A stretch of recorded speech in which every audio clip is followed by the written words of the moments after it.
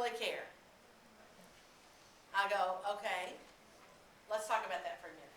I'll do conditions and consequences on that scenario. Is that really what you want? And then if you're the one to provide that, say, okay, I'll make a note in your chart and we'll be committed to you having dentures as quick as you can. Or I'll refer you to somebody who's the best in the city and who does dentures. But if you try to persuade this person to get something that they don't want, you're going to waste their time and you're going to irritate your patient. But if you have done your job of describing conditions and consequences all along the way, ethically I think you can feel like you've really done what, I know you want to give them the best possible care. You know, just like fingernails on a blackboard to think about losing that tooth. But when you've gone over the conditions and consequences of those different scenarios, and they say, what do you want to do? And they say, well, you know, I'm just really sort of set in my ways about it. You go, okay. I'll help you get the best care you possibly can, given that scenario. But it was important for me to let you know there is other options. Yeah, I mean, it's obviously important. You've already conveyed that by how you've communicated. And I'm glad you considered it.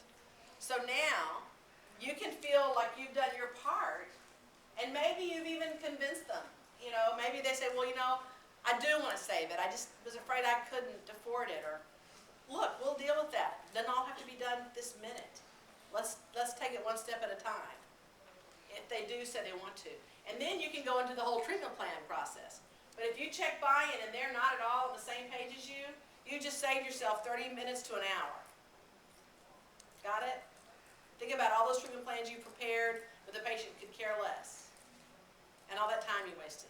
We don't want that. We want your time is very valuable. The goal is the patient asks, what can we do?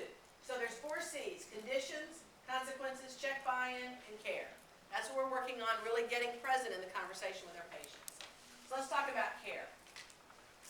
So begin with the end in mind.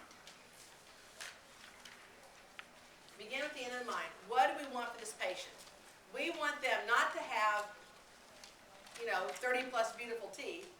We want them to have what they want.